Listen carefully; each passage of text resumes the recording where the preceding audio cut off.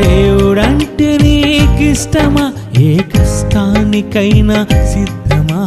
దేవుడంటే నీకిష్టమా, ఏ కష్టానికైనా సిద్ధమా? అవసరానికే దైవమా, అనుభవించుటే న్యాయమా? అవసరానికే దైవమా, అనుభవించుటే న్యాయమా? నీ సుఖమే ముఖ్యమా, తన త్యాగమే వ్యర్థమా? నీ బ్రతుకే నీ ఇష్టమా, నీ బ్రతుకే నీ ఇష్టమా? దేవునికే సంతాపమా? దేవుడంటే నీకిష్టమా, ఏ కష్టానికైనా సిద్ధమా?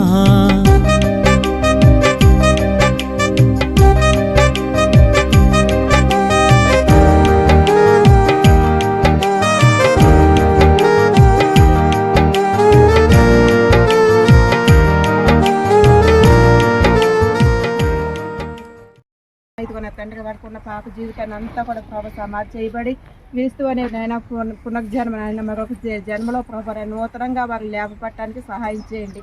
క్రీస్తుతోటి వారసులుగా ప్రభు నీతో నా తండ్రి నాయన వాళ్ళు ఉండాలని ప్రభు వారు కూడా నా తండ్రి చక్కగా మాలు క్రీస్తులో నాయన ఏర్పరచబడాలని ప్రభు ఒక మంచి మనసు ఇచ్చినందుకు మీకు వందనాలు.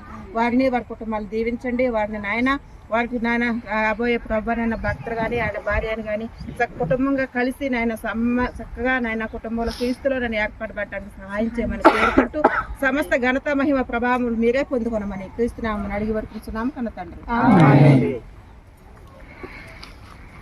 వాక్య భావాలను చదువుకున్నాము. ఈలోపు ఒక మాట అడుగుతాను. మీరు ఇక్కడికి మీకు మీరుగా వచ్చారా, ఎవరన్నా బలవంతం చేస్తే బాప్తిసం తీసుకోవడానికి వచ్చారా? నువ్వు తల్లి అలాగే కదా, అమ్మ నాన్న ఇబ్బంది ఏం లేదు కదా? యేసు చనిపోయి తిరిగి లెగిసాడని మీరు నమ్ముతున్నారా? మీరిద్దరును నేనమ్మా నువ్వు కూడా నమ్ముతున్నారు. అలాగే యేసునామం మందు మనకి పాప క్షమాపణ ఉంటుందని నమ్ముతున్నారా? నమ్ముతున్నారు. యేసు మన సొంత రక్షకుడని నమ్ముతున్నారా? యేసు ద్వారా పరలోకానికి వెళతాము, యేసే వచ్చి మనల్ని తీసుకెళ్తాడని మీరు సొంతంగా నమ్ముతున్నారా? బలవంతంగా నమ్ముతున్నారా? నమ్ముతున్నారా? ఇవన్నీ ఎలా తెలుసుకున్నారు? మీరు అడిగిన దానికల్లా సమాధానం చెప్తున్నారు కదా, ఎలా తెలుసుకున్నారు? వాక్యం ద్వారా తెలుసుకున్నానుగా, బైబిల్ ద్వారా మీరు తెలుసుకున్నారు. అయితే కొన్ని మాటలు లోతు బాగా ఎక్కువ ఉంది కాబట్టి రిఫరెన్స్ చెప్పాలంటే మేము తీసేస్తాము. రోమియోలు రాసిన పత్రిక 10వ అధ్యాయము 9వ వచనం చదవండి. రోమపత్రిక 10:9. యేసు ప్రభు అని యేసు ప్రభు అని మీరు నోటితో ఒప్పుకుంటున్నారా? అది మామూలుగా ఒప్పుకుంటున్నారా? నోటితోనేనా? తర్వాత చదవమ్మా. దేవుడు మృతులలో నుండి ఆయనను లేపెనని నీ హృదయమందు విశ్వసించిన ఎడల నీవు రక్షింపబడుదువు. ముందేమనంటే నోటితో ఒప్పుకోవాలన్నాడు, తర్వాత హృదయంతో ఒప్పుకోమన్నాడు. అంటే హృదయంతో ఒప్పుకోవాలి. యేసే మనకి రక్షకుడు, యేసే మనల్ని రక్షిస్తాడు, యేసు ద్వారా మనకి అన్ని సర్వ సుఖాలే కానీ సర్వ హక్కులే కానీ ఏంటే కానీ లోకానికి వెళ్ళటానికి ఆయన ద్వారానే తప్ప మరొకరి ద్వారా లేదు. ఆయన్ని మీరు అంగీకరించాలి. ఎలా అంగీకరించాలంటే సొంతంగా అంగీకరించాలి. ఎవరో చెప్పింది ఈయన తర్వాత మళ్ళీ లోకంలో ఖర్చుపోవటం కాదు, మీరు సొంతంగానే హృదయపూర్వకంగానే ఒప్పుకోవాలి. ఒకసారి మీరు ఒప్పుకున్నారనుకో మరలా ఇక వదిలేసి ఛాన్సే లేదన్నమాట. తర్వాత మీకు బాప్తిసం అనేది ఎలా ఇవ్వాలి, ఏ నామాల్లో ఇవ్వాలి అనేది మత్తయి సువార్త 28వ అధ్యాయము చివరిలో ఉండొచ్చండి. మత్తయి సువార్త 28వ అధ్యాయం చివరిలో ఉంటది. 19:20 ఎవరు అండర్లైన్ చేసుకోలేదు.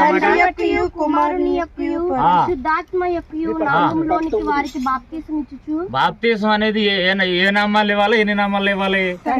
తండ్రి నామంలో ఇవ్వాలి, కుమారు నామంలో ఇవ్వాలి, పరిశుద్ధాత్మ నామంలోనూ ఇవ్వాలట.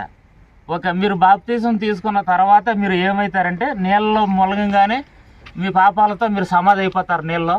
తర్వాత పరిశుద్ధాత్మ దేవుడు వచ్చి మిమ్మల్ని మీతో పాటు ఉంటాడు. ఇక్కడి నుంచి ఇప్పుడు వరకు మీలో లేడు. ఆ రిఫరెన్స్ కూడా ఒకసారి తీసి చదవండి. యేసుప్రభు వారి బాప్తిసం సందర్భం యేసుప్రభు వారి బాప్తిసం సందర్భం ఏంటది? మత్తయి సువార్త 3:16 మత్తయి సువార్త. ఈయన నా ప్రియకుమారుడు, ఈయన యందు నేను మత్తయి సువార్త 3వ అధ్యాయం 17 వచ్చును. యేసు బాప్తిస్మం పొందిన వెంటనే యేసు బాప్తిసం పొందిన వెంటనే నేలలో నుండి ఒడ్డునకు వచ్చెను. ఇదిగో ఆకాశం తెరవబడెను, దేవుని ఆత్మ పావురమ్మల దిగి తన మీదకి వచ్చుట చూసెను. తర్వాత ఏమంటాడు? ఈయనే నా ప్రియ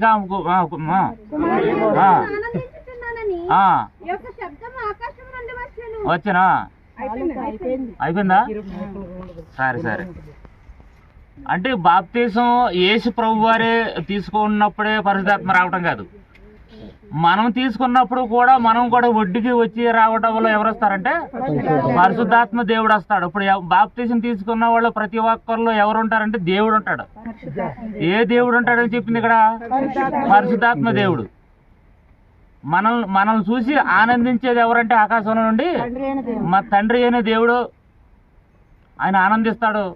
యేసు ప్రభు వారు సొంత రక్షకుడిగా మనం అంగీకరించాం కాబట్టి ఆయన ఆనందిస్తాడు. పరిశుద్ధాత్మ దేవుడు కూడా ఈ పాపాలు పోని కాబట్టి పరిశుద్ధురాలు పరిశుద్ధుడు కాబట్టి ఇప్పుడు ఎవరు రావాలంటే పరిశుద్ధ ఆత్మ వస్తుంది. ఇప్పటి వరకు పరిశుద్ధ ఆత్మ అనేది లేదు కాబట్టి ఇప్పటి నుండి మీ మీదకి వస్తాబడి మీరు ఇక్కడి నుంచి కూడా పరిశుద్ధమైన కార్యక్రమాలు, పరిశుద్ధమైన పనులు, పరిశుద్ధమైన సంఘంలో, సంఘ సేవలో, సంఘ కార్యక్రమాల్లో మీరందరూ ఉండాలని ప్రభు కోరుతున్నాడు. ఓకేనా? ఇది అంతా మీకు ఇష్టమే కదా? ఇది బాప్తిసం తీసుకున్న తర్వాత సకల జనులకు సాక్షార్థమై రాజ్య సువార్తను ప్రకటిస్తారామా? ఓకే, అదే రాయబడింది మత్తయి సువార్తలో. సకల జనులకు సాక్షార్థమై రాజ్య సువార్త ప్రకటించబడి నిమిత్తమే బాప్తిసము. ఆ బాప్తిసం తీసుకున్న తర్వాత పరిశుద్ధులు అయిపోతారు కాబట్టి మీరు కూడా అనేకులు పరిశుద్ధులుగా ఉండాలని మీరు కూడా తెలియజేయాలని దేవుడు కోరుకున్నటువంటి ఒక ఆజ్ఞ అన్నమాట ఇది. అందరికీ వందనాలు. బాప్తిసం ఇస్తాను. నశించు ఆత్మల కొరకు కదలాలి నీవు నేడు, తన వారిని రక్షించుటకు నలగాలి ప్రతిరోజు.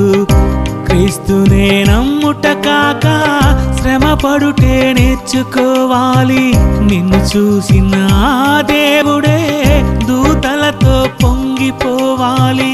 ఒక్క పాపి మారితే, ఒకరిని నువ్వు మార్చితే అంతకన్నా దేవునికి ఇంకేం కావాలి? ఆ దేవుని పనిలో మరణిస్తే నిన్ను చూడాలి. వారే తనకిష్టం, తన ఇష్టం ఎవరికి ఇష్టం? దేవుడంటే నీకిష్టమా? ఏ కష్టానికైనా సిద్ధమా?